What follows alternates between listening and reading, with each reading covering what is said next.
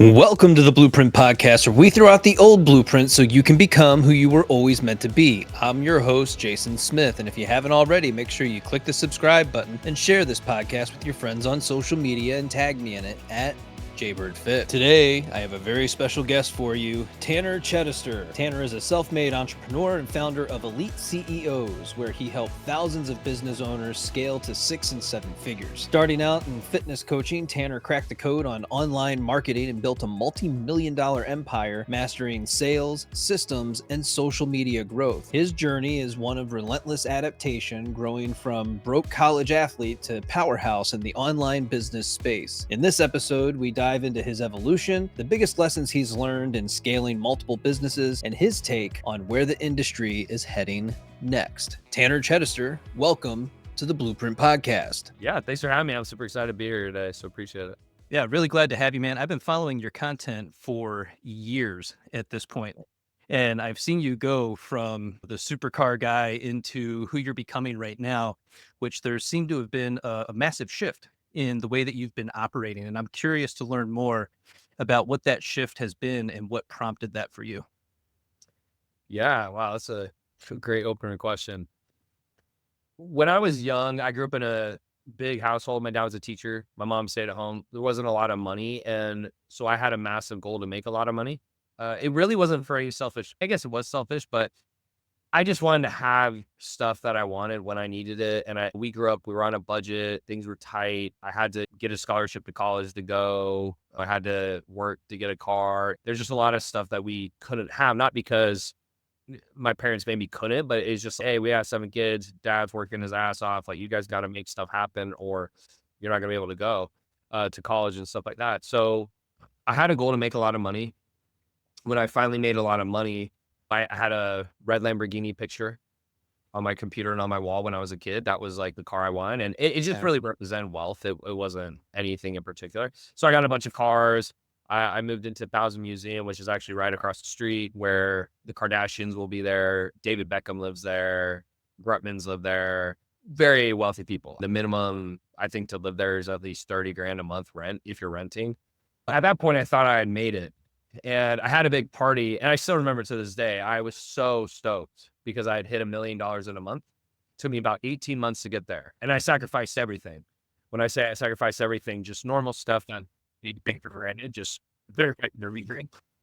And I remember a guy showed up. I don't remember his name, but he showed up, and it was just a random person. And you start having a party, and all these random people show up. And he said, "Hey, dude, is this your place?" I said, "Yeah." I was like, "Heck yeah, it's my place." And he said, "What's the party for?" And I remember saying, "I hit $1 million in a month and I've worked really hard." And he turned around, and that was the last interaction I had with him. And I was in that moment where I just remember my elation was up here and it just hit the floor. And I think it hit the floor because I realized in that moment, nobody cared. And I had sacrificed everything to get to that point. I'd given up everything, friendships, dates, like anything you could think of. It was like, if it wasn't business, it had to go. And that hit me really hard, and it had me reflect on my life pretty deeply and what's the meaning of life. And I realized, hey, if I hit $1 million in a month and 99% of people won't reach that and they're not impressed, then what hope does that have for Elon Musk, for Mark Zuckerberg, or these other people? There is none. Like, they probably don't care what they're doing either. So I went through that phase, and then for me, I realized that because the money wasn't going to fill this hole or this void or make me feel fulfilled, I wanted to go a different direction, and I wanted to make it about becoming the best I could be. And there's nothing wrong with cars and then the finer things of life. I just think for me, it got boring after 6 months. And particularly where I live in Miami, it actually makes my life worse. Like, I live in the heart of Miami, so Uber is more convenient than a car. Like, a car, it's go through the garage, try to find parking, all this stuff. Valet comes in, messes it up. So I did what I thought I was supposed to do, and to each their own. Like, if people like cars, great, but I started to realize that for me, like, I wanted freedom, and I wanted to personally develop. So to me, not interested of that run boat owns me, where I have to be a slave to it or pay for it, and just having a lot of cash, but having the freedom to do what I want when I want. And then I like growing businesses now because it helps me develop as a person. If you have a staff of 100, you have to be a better leader than if you have a staff of 10. If you make $1 billion, you have to be smarter or you have to drive harder than if you do 100 million. So it's not about the numerical number at this point for me. I just want to leave everything on the line. So when I die, I always think about, if someone else lived my life, would they have gotten more out of it? And when I think of that, that really helps me push, because yeah, there's days I feel like everyone else, like I don't want to work. I'm actually pretty tired right now. I've been working crazy hours the last 2 weeks. I've had a concussion. We could talk about that, big concussion protocol. But like at the end of the day, when I look back and I feel good about what I've done, it's like I'm pushing to be the best version of myself. And if I fail, that's okay. Failure, I think regret stems from lack of effort, not failure. So sorry, that was a long blown question, but it was a good question. So No, that's really good. I love the lesson in there, in that there's always going to be someone that's doing better than you. And that can leave you feeling deflated, but it's actually something that should inspire you, because now you're always going to be reaching for something more or something greater, knowing that you have more in the tank, that you have more to give to the world. And so focus on becoming the best that you can be, and be sure to stack your wins and take inventory along the way. yeah, that was a moment. That was the moment for me where I realized, and I think even the bigger lesson is that nobody cares. So doing things to impress other people, whether ultimately, like even if it's cars or it's things, like they don't really care. They want one probably. So it's not they care so much about you. They just really want that thing. And so again, I just started to realize that doing things to impress, it wasn't even that was my goal. It's just I got all these things and I wanted validation, and I didn't get the validation I was looking for. And I started to realize, hey, if I'm just doing things for other people's validation because it quote unquote is pointless, I need to start doing things for myself or what I thought my purpose was. And that took me through, I guess you could say, I don't know, a pretty rough path trying to figure that out. Because when I started realizing it didn't matter, I started questioning everything I was doing. I didn't know if I was going down the right path or living the life the right way. Now, you've built and adapted multiple successful businesses over the years. I'm curious, looking back, what's a strategy that you once believed or swore by that today you've completely changed your mind about? Ooh, that's a you've done your homework. I love these questions. I think the biggest thing is just a shift in mindset in business. So I was brought into the internet marketing world because that's what my mentor told me to do. And I was broke. I didn't care. I was like, yeah, sure, I'll do Now, fitness you coach started with fitness, right? list, right? But as I've been in business longer, I started to realize, and after I've done interviews with 30 very ultra high net worth people, the lowest person had sold their company for 40 million. The highest was 4 billion. So these are very wealthy individuals. And I started to realize the common trend was that most of them had built different types of businesses. So internet marketing, I would say you can make a lot of money. You can become a multimillionaire, 100%, right? Coaching, consulting, whatever you want to call it. But you're not going to become a billionaire because it's not built for that. And that's probably the biggest thing I've shifted my mindset on. Is when I started, I remember my first 2 clients hit 10K in 30 days. And I was like, oh, I'm going to be a billionaire. Part of it was luck. Part of it was they were really good students. Like after them, I don't think I had another student like them for 50, 60 students. But most of the billionaires, if you look, they have easy to know fulfillment. And that's what I got from most of my interviews. When I compiled everything, I said, what is the commonality? They have easy to know fulfillment. So typically those industries, there's only 3 industries that I usually see it in. It's private equity. So you're buying up businesses, right? And you're combining, right? Hedge funds, because no matter how much money you get it, the same strategy works over and over. So if you have 100 million people invest their money, it doesn't really change fulfillment. It's just more money. Or tech, right? And this isn't to say you have to go down those paths, but what was interesting to see is in the venture capital world is that there's great ideas, very poor execution. I think I could go be COO in any company, like because I have so many skills. In this world, the internet marketing world, typically in terms of offers, it's not as good of offer, great execution. And it's not that it's scammy, right? There's an 80-20 rule. So part of it is like people hire a bad person and they're like, oh, the industry's scammy. But it's because as soon as someone gets information, it's no longer valuable. So the business that is really valuable, that sells for billions of dollars or hundreds of millions, it has to be valuable over and over again without a lot of extra fulfillment. So that's why software, if it does the same thing month after month, it's a valuable business. Or hedge funds, right? If they're making you money every month, like you'll keep investing. Or what was the last one? Private equity, like buying good businesses with great CEOs. So that's the biggest shift, to be frank. And so as I'm moving into other businesses and I'm starting new ventures, that's the direction I'm headed based off what I've seen. No, I love that. You have to be open to evolving within your own business and looking for alternative sources of income to make everything sustainable over long periods of time. It's one thing to have this goal and this dream because you want to coach people, you want to help them. Obviously, that feels really good to be able to do those things. But you're right, it's few and far between the clients that you get that really excel because they're willing to put in the work and to put in the effort. So you have to diversify yourself or you will struggle in the long term. Yeah, the biggest thing I want to point out there is it's not even so much you. The issue, think of it this way. If you were a basketball coach and you showed everyone how to shoot a free throw, one of the person will be a 1, one of the players will be a 10. They won't blame you if they suck, right? Oh, coach, you like in consulting or business, people blame the person who gave them the information, but it ultimately comes down to their level of execution. The better they are as a player, quote unquote, the better the results they get. And then what happens is that coach is, oh, look at me, da da da. Dude, that person was going to win either way. The loser or the person who's not doing as well, it's the same thing. So what I've tried to do is I've helped people and grown businesses. I just say, look, your success is all you. Your failure is all you. Because if you own the success, you got to own the failure. That's the downside of this industry, just because in that regard, not everyone can get the same result. Because not everyone gets the same result, it has the connotation of scammy, or it's not a bigger leverage business, because when you can't get everyone the same result, you have drop off. When you have drop off, the LTV goes down. When the LTV goes down, the value of the business goes down. And that just took me many years to understand that. But now that I do, it makes sense why some businesses are considered valuable and some are not. And so that was just a lesson I had to learn. But that's probably my biggest mindset shift, is that you can make a lot of money in this industry, but if you're trying to hit billions or hundreds of millions, or you're trying to push yourself to another level, which I like to do, like I'm always trying to grow and learn. I just feel there's other industries I could go in where I get more return on my output, or quote unquote more leverage.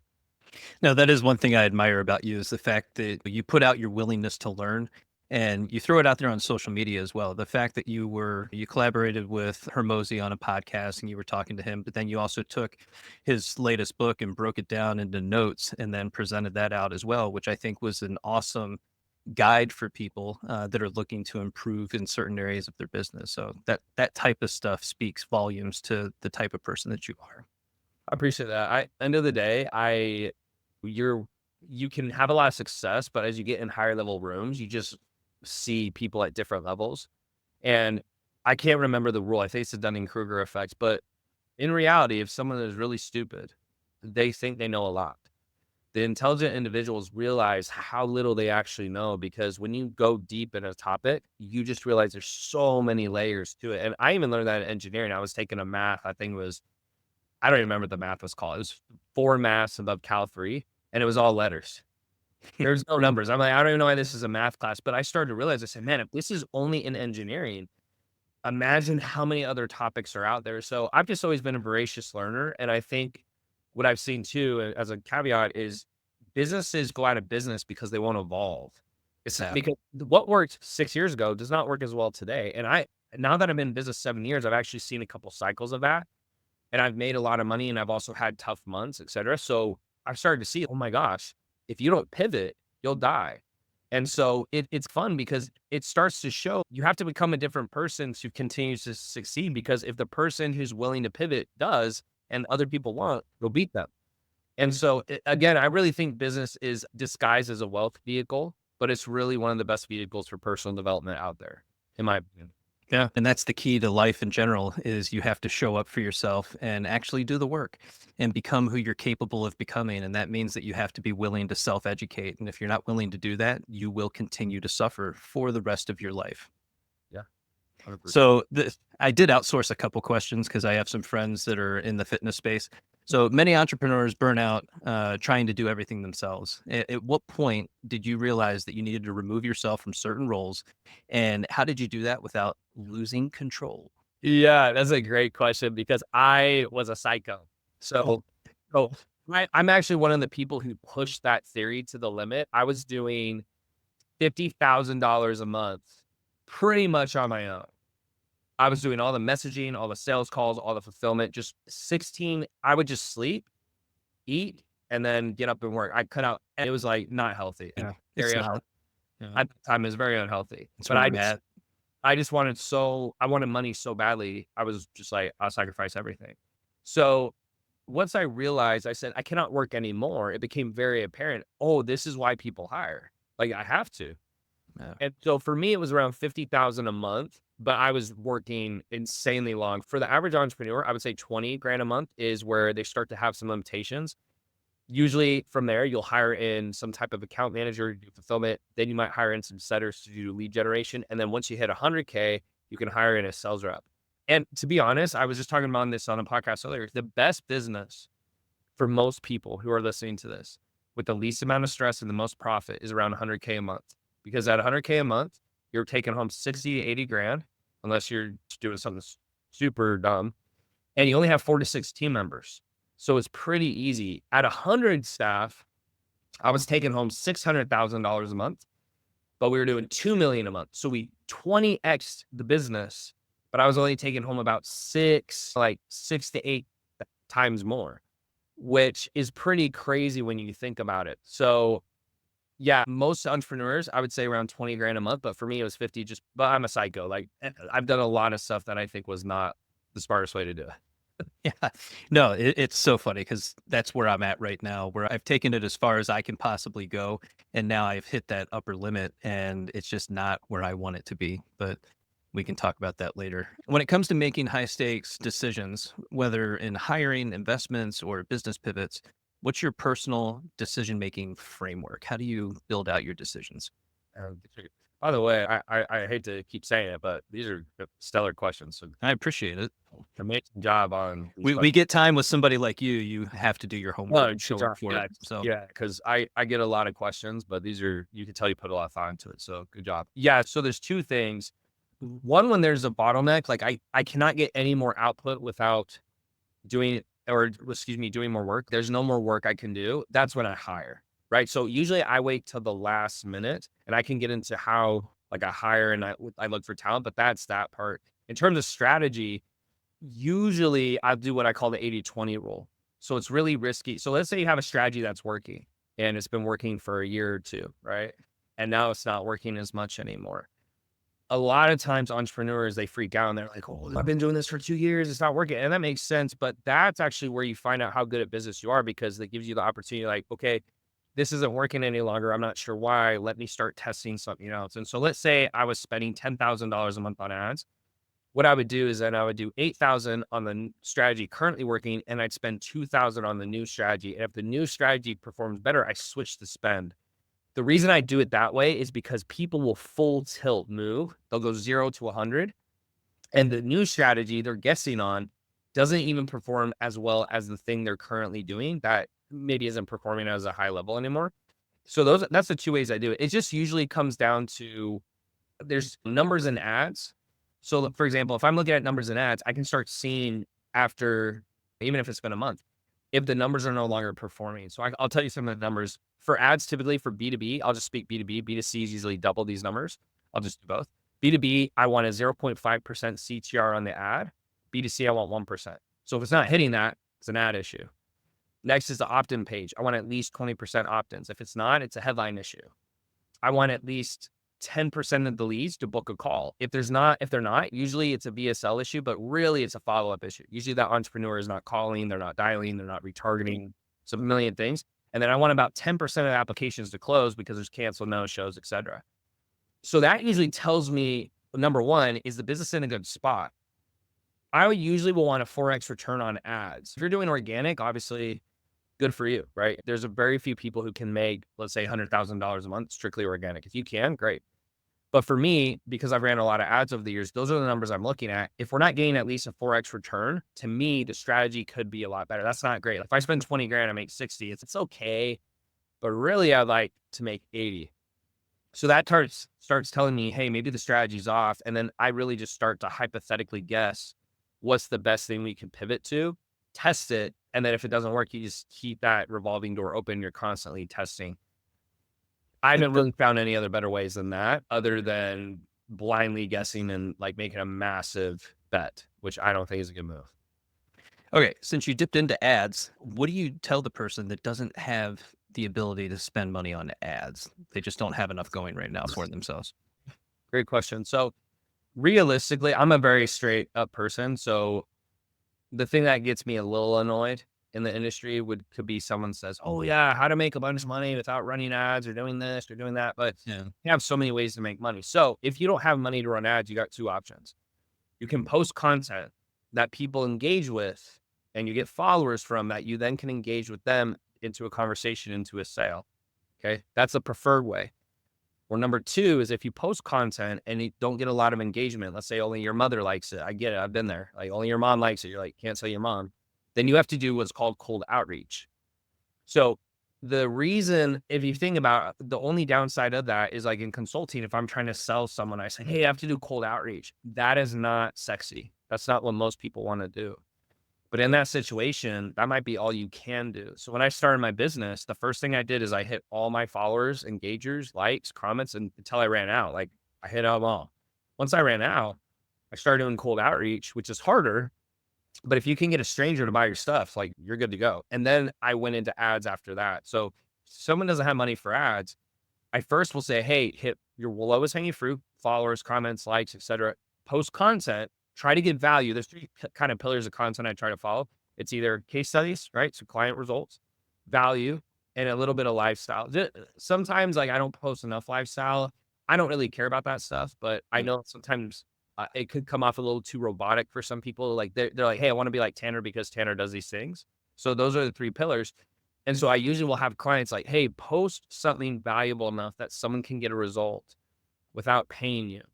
And if you can do that, usually will lead to conversations and trust to where they will pay you more. That's really the only way. Anything else that you see out there might just be a marketing tactic, but it's going to revolve around one of those two things. There is no other way to get leads. There's no other way to get sales unless you do, do an event, you do something like that, but that's even more work for a beginner. And if you don't have money, you can't run events. Yeah, and this leads perfectly into the next question. How do you filter advice with so many business gurus out there and people who position themselves as experts? How do you discern what's actually worth applying versus what's noise and just a cash grab? Great question. So I've spent $3 million on myself, personal development, coaches, courses, agencies, you name it, I've done it. You probably know someone, I've hired them, probably at one point or the other. The first thing to understand is 80% is bad, 20% is good. What I mean by bad is it won't move the business forward. You'll only learn what not to do. But that can be just as valuable a lesson as learning what to do. So I used to think of success as, hey, how can I avoid as much failure as possible? Now I realize the faster I fail, the sooner I get to the right answer, because what failure does is it tells you to redirect. And unless you have the actual mental learning disability, you keep going to door after door until you finally find the right door. So that's number one, is just expectations. It's like dating, right? 80%, let's say, of women, you won't really, 20% you might. Same for girls. It's not a huge shock when I say that. Women are like, yeah, like that's probably okay. So it's the same thing for coaching. Number two is then when you're looking at a coach, I'm so entrenched in sales that taking a sales call for me is pointless. And the reason it's pointless is I know the rep's objective is to sell me something. Because their objective is to sell me something, they're not incentivized ultimately. And this even goes for my team. Like they're not incentivized ultimately to quote unquote tell me like their program isn't a fit. Like I might ask that, but they're trying to sell me. So I really look at three things when I'm hiring. Level of experience. So how much money have they made? How long have they been in business? So if I had 10 coaches in a room, whoever has the most experience, more than likely might be the best fit.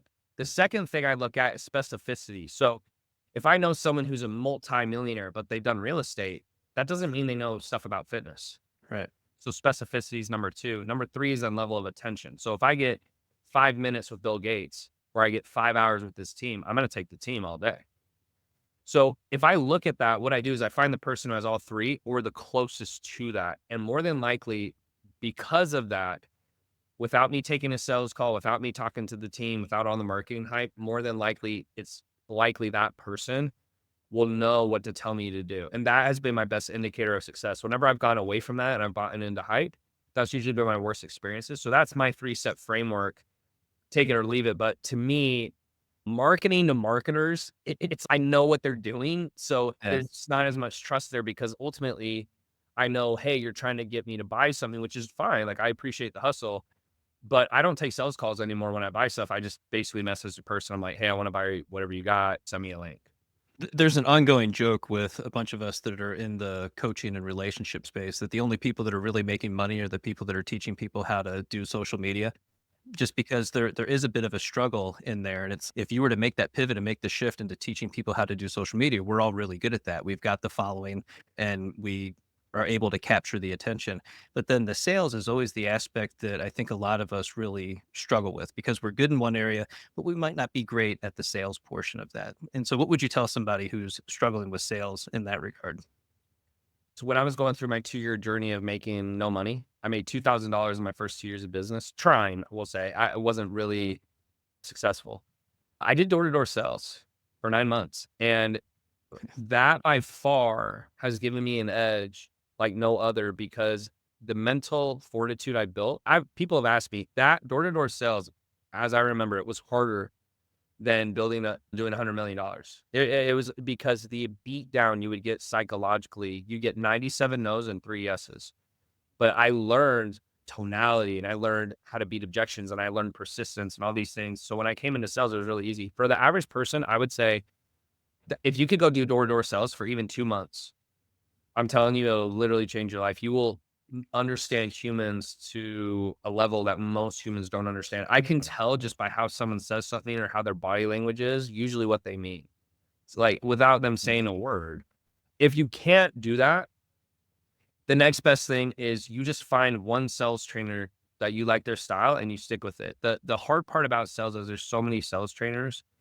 And if you're trying to look at this guy and this girl and that girl, and you're trying to piece it all together, I think that's a massive mistake. So what I do, at least in my consulting, if I'm trying to help someone sell, is I break it down into 7 points, like a structure. So it's, hey, this is the beginning of the call, next. And then I focus on what we're trying to achieve in each pillar so they understand it. And then at the objection handling, there's only 4 objections when they want to buy. It's either I need time to think about it, price, spouse, or they're just scared it's belief. Door to door, it was a nightmare. There would be 30 objections. So hopefully I answered the question, but those would be the 2 ways I try to Yeah. go about. Now, I know the answer to the next question is that you have to be of service. But as someone who teaches people how to scale, what's the one thing that people misunderstand about making the leap from 6 to 7 figures? And why is the first 100K seem to be the hardest? So 0 to 100K, the reason I think it's the hardest is you can basically do 100K a month through sheer grit and effort. Like you have 4 to 6 team members, but you're still pretty involved in everything. Like you're still the manager of the fulfillment, you're still the manager of the lead gen, you're still pretty involved. You have a couple doers on the team. Getting from 100K to let's say a million or even 200K a month, anything.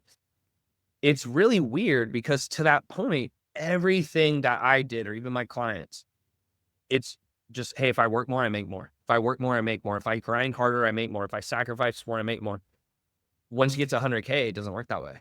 I can work harder, but I might not make any more money because ultimately the results I get come down to the level of my team. And that was a mind F for a bit because I would say, I'm telling them what to do and this and that. But if they cannot perform at a high enough level or as high enough level as you or equal, your business will actually stall. And so the hardest thing to learn as an entrepreneur is how to acquire and keep high level talent. Most people, they just haven't been a leader before in that regard, like getting someone to get results, right? If I'm trying to get someone in shape, basically, let's say 0 to 100K is you getting in shape. You get a 6-pack. Okay. 100 to 200K a month is you get someone else a 6-pack. Way harder, right? You have to make them motivated. You have to pick the right person that you think can do it. There's all these things that go into it. So I think that's why most people can't scale is because they don't understand that that's the flip of the switch. And really, if I look at my business and it's struggling, there's 2 things I look at. I'm either giving my team the wrong strategy, so like it's the wrong play, or I've hired the wrong people that they can't bring enough value back to the business. And that's the hard part is because then you have to make personnel decisions. It's like being the coach of a basketball team versus you're playing yourself. That's the hardest part, I think. Yeah, there's no shortage of people in my DMs that are asking to be my videographer or to be my virtual assistant. I get this every day. I get at least, Yeah, and it's just yeah, all of it. it's brother, you got to start posting online. I know you're trying to do the Andrew Tate thing where you have two posts and you're next to a car that's not even yours. You got to figure it out. Have more followers than I do, or at least close to it, and then we can talk. So when it comes to selecting virtual assistants and using online talent, what is your process for that type of selection? Because when you're early in the process, it's really difficult because you've spent all of this time curating and cultivating this business, and to farm that out to somebody overseas or just in a different location, it's hard to give that up. Yeah. So number one is just have expectations. 80% as good as you is the best you can hope for. So if I'm doing 100,000 a month and I now have a sales rep, I now do 80,000 a month. That was something I had to get in reality with, because I used to, why can't they do it as good as me? And to be Yeah. frank, when you're in the beginning of a business, you can't pay that much Right. and you've never hired talent before. So more than likely, not only are you going to make the wrong hire, but you might not even be able to get hired talent. So it's like a double whammy. Once I understand that, then I make sure I don't have unrealistic expectations. So for example, if I just want a VA to do outreach for me, just start messages, I can get a $3 VA from the Philippines, pretty simple. I'll have an application, I'll put it on LinkedIn, Indeed, put some examples in there. Hey, here's some examples of messages I've sent, and here's my replies. Your turn. Test them. Like, you actually see, that's the best way. Most people, they Yeah. hire people and they haven't even tested them. I'm like, give them a test. If it's a higher level position, let's say they have to respond, then I'm going to pay 15 an hour, 18 an hour. But usually to start, it's just having the expectations. If you don't know what the expectations are, try to find someone or talk to someone who's done that work before, hired some before, because it's, it happens in all aspects of life. If I say to you, hey, you'll be a millionaire by the end of the year, but you're going to have to give up everything and it's going to be 16-hour days. Nobody bats an eye. But if you say you're going to build $1 million business and you only have to work 4 hours a day and you work anything over 4 hours, you're going to be upset. So I think having proper expectations in business is vital, because a lot of times people don't know, like they think they're doing good or they don't know what the issue is because they don't have proper expectations and they don't know the numbers. So one of the biggest things I do as a consultant or a coach is I'm like training people. These are what the numbers should be. If that number is not there, that's where your issue is. That's what we have to look at. I don't just magically know where the issue is. I can tell by numbers. And then by the numbers, I know where the problem is. I'm gonna have to get a virtual assistant. I don't want to. Yeah, it just depends what you have them do, but either if they're not client facing, usually that's okay in the sense if they make a mistake, not a huge deal, or if it's just grunt work. So grunt work to me is if your goal is to send 100 messages a day, like to strangers to try to get them to buy your services, you expect 10% replies. Well, look, if you do the replying for 10 people, that's the most important part, but it's way less work. The outreach itself, that's probably 5-6 hours of work, right? Yeah. And so I always try to also, if it's a lower level position, just hire out the grunt work, like stuff that, for example, like even a video editor, not that video editing isn't hard, it's not a good skill. It's just that besides my main content manager, we have a lot of cheaper editors, because if I can get the same result for $1,000 a month versus 3,000 a month, that means we can have 8 times the staff to move content production quicker. It just comes down to like how much skill is needed for the position. Yeah, there's also a shift in mindset here with doing high ticket coaching or having a high ticket item available to sell, and recognizing that, yeah, you're going to put in a ton of work just to get those 2 high ticket items, just to get those 2 clients. But then if you can do that and repeat that month after month, like, you're actually doing okay. And you have to shift your mindset around that. I think we get stuck on some of the lower cost items because it's repetitive. You can do it quickly, and you seem to get a lot of response from that. It's a $97 item, but it's the wrong client at the end of the day, because that's not the same person that's going to purchase the higher ticket item. Yeah, when I started fitness, I sold a $47 program called the Rapid Muscle System. I didn't even know what high ticket was yet. But the way I tried to sell it was I would message a couple people and, I'd send them a link, or I have a link in my bio, and I thought I'd get rich that way. And after 2 years, I made 2 grand, and the 2 grand was from that. When I started selling high ticket, all of a sudden I make a 3K deal, and that was more money than I made in a month.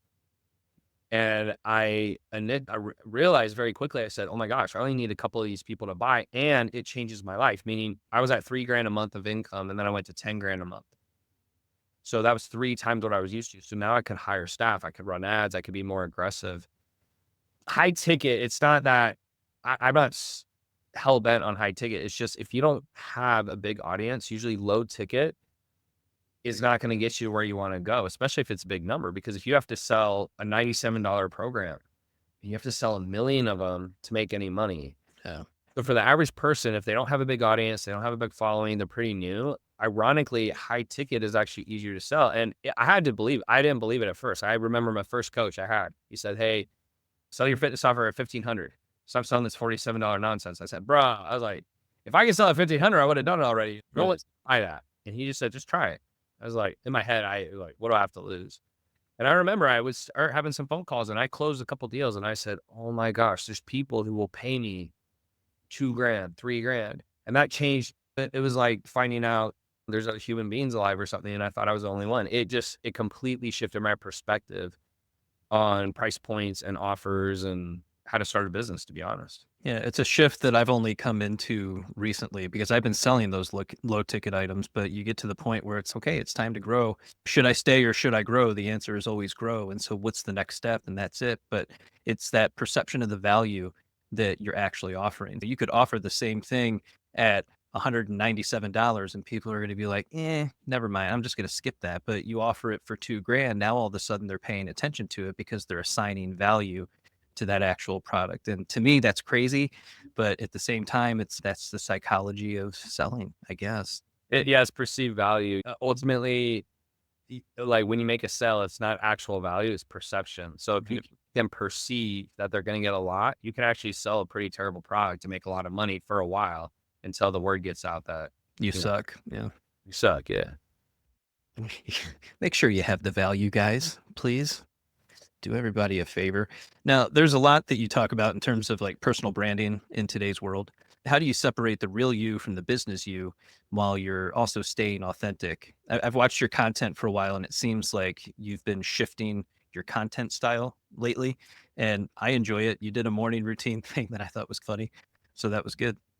I like seeing that shift. Yeah. So I'll just be brutally honest. Like, I don't have content 100% dialed in like I do business. I think content's a completely different beast. Being a creator is completely different than being a business owner. Business owner is like metrics and all this other stuff. Technically, content is too, but you don't really know what's going to work. Even if you get advice from a consultant, like you could throw content out there and it just doesn't work. So my strategy with content is we've hired different consultants and I've been in different programs and stuff like that. Like I'm just doing the best I can. And if it flops, if it does well, great, we'll keep pushing on it. But I'm just trying to have a growth mindset, meaning I'll either learn what not to do or it'll take me longer to get there and I'll appreciate it more or something will pop off. We changed our YouTube strategy recently and one of our videos will hit 100K views, which is pretty good. That's good. Or that I haven't had a video for 5 years prior hit that. I haven't taken it as seriously as I have now, but I think in terms of content, you're bringing it back to being authentic. Don't post anything that just ultimately like, you're not really into. So for me, I'm not into the car stuff as much. Like I like cars, but just not as much as other people. Or I'm not like super flashy. Or I guess I don't want people to know me for that. So what I do is I try to first lead with value. And then actually will get pushed by my team to post a little bit more lifestyle stuff. Because when I go places, usually I've worked so hard, I want to just relax. But they go, yeah, dude, like this is good because people will see you're a human. Like they relate more to that because sometimes they see you just work all the time and not as many people are willing to do that. So I just think find out who you are. And as you find out who you are and you get comfortable with that, it's actually easier to be who you are, right? Like a lot of people are told what they should do or how they should be. And I think the higher levels of mindset, especially different coaches or higher level entrepreneurs, you just realize there's not a right or wrong way to quote unquote live life. Unless you're super religious, there's not even a right path to follow. We're like here on our own. So I think you're just getting comfortable with who you are and trying to do your best, but being okay to maybe make a mistake and you can adjust. How I was 4 years ago, I wasn't like that then. And I'm sure in the next 4 years, I'll look back at how I am now and shake my head. It's because of the circle of life. I just do my best and I hope people can see that. And People who don't, they weren't going to like me either way. No matter what, no one's going to like No, me. it's true. I'm just more okay with that now than I was maybe when I was younger. Yeah, it's hard when you're in the content creation space, and it really does come down to, and you nailed it in the very beginning there, which is post what you're interested in. Because you're always going to end up finding the people that want to work with you by being more of you. People will see that, they identify with it, they accept it, they're into it. They try to envision themselves being like in your world. One of my biggest things, my catchphrase is take a walk with me. And so that's what I do in all my videos. And that's how it starts out. You get to see the taillights of my Camaro, and I tell people take a walk with me. And then we go for a 7-mile walk together and talk about life and relationships and personal development. And it's turned into, now people keep asking, when can I take a walk with you? I'd really like to do that in person. So that's something that could potentially happen in the future. But I was doing that because that's what I enjoy. That's my life. That's what makes me happy. Yeah, I love that. When I started fitness in the fitness industry, it wasn't because I thought it would work. It's because that's what I'd done my whole life. And Yeah. as I had success in fitness, people wanted to know what I did. And then as I had success doing that, more people wanted to know what I did. I didn't have this grand scheme to help people or even coach them on the stuff. It just, as I had success, it happened. And so I think as you're true to yourself and you work hard and you try hard and people see that, yeah, people gravitate towards that. And I think most of us, at least I think about this a lot, we're all going to die. And my perception from what I've seen is like the people I've seen die so far, like nobody really thinks about them much after their death. And so I just want to live life to the best of my ability and do the stuff I want to do, because ultimately that's all that really matters. Now, this is more on strategy. You used to leverage shout outs on IG. Yeah. And I often get offers from large accounts that promise engagement, mentioning the big names that they work with. Do you think that's a worthwhile strategy for someone who's done well with organic reach, but has started to lose momentum? That's a great question. So I'm going to give a couple points in this answer. So the first thing is when I first started, this was years ago, probably 6 years ago, they did very well. Keep in mind, I started in the fitness industry. So usually what I think is with shout outs, they work better for B2C offers or business to consumer versus business to business because there's more consumers. And so pretty much anyone, hey, do you want to lose 20 pounds? Everyone could possibly be a client. Hey, do you want to build your business? Very more narrow. Right. So that was the number one thing. Number two, I don't have anything to back this up. This is just complete speculation, but I've done shout outs for years. And my thought, at least, and I can't prove this, but is when they send shout outs, like they post on different pages, you're getting some good leads and some trash leads. In fact, you might be getting some terrible leads. You might be getting bots. You might be getting whatever. My theory is over time is by doing that, it was a trade-off I was willing to make, but I would make a lot of money, but it would hurt like engagement, or maybe I wouldn't have all real followers or stuff like that. I'm very transparent about that. Yeah. It's not because I'm going out and, hey, send me these followers. Like it would just like happen as a natural part of the shout out. So there's nothing I can say to prove that. I think ultimately if you build like a really big brand, that can overcome anything, because if you become popular and people know who you are, like that usually carries very well.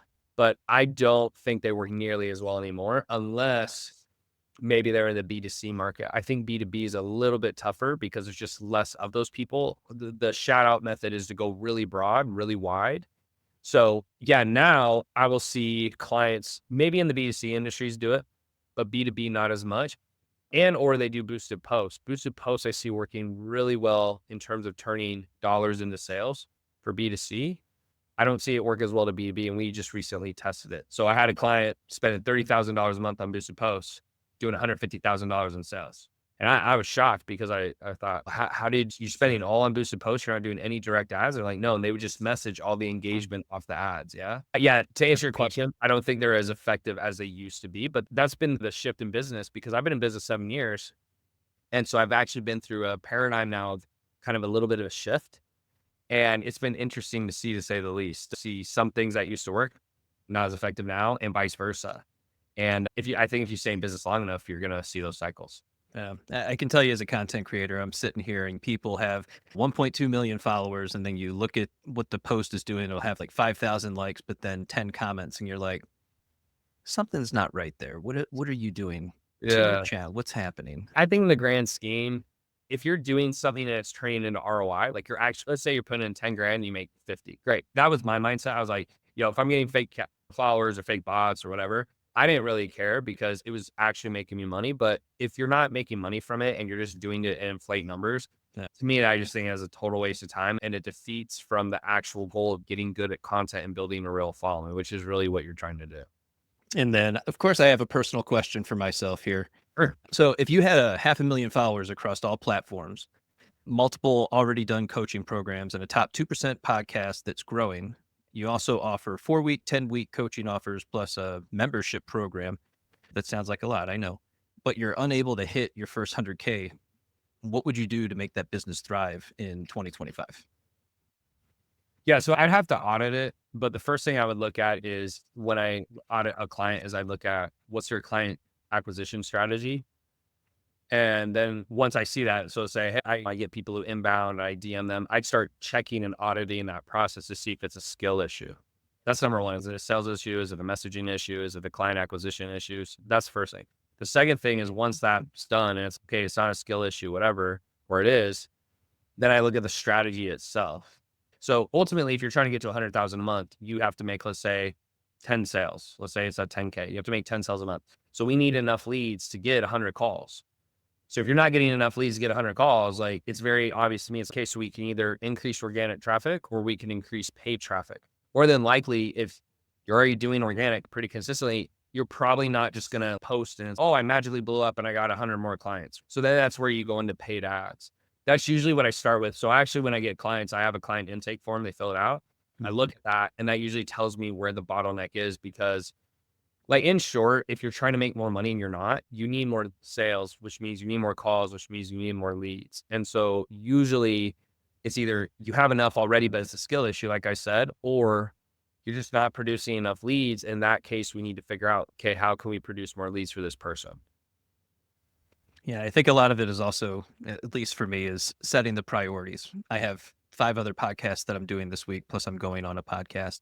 I do all my own editing and everything else. I'm building the scripts. I'm doing all of it.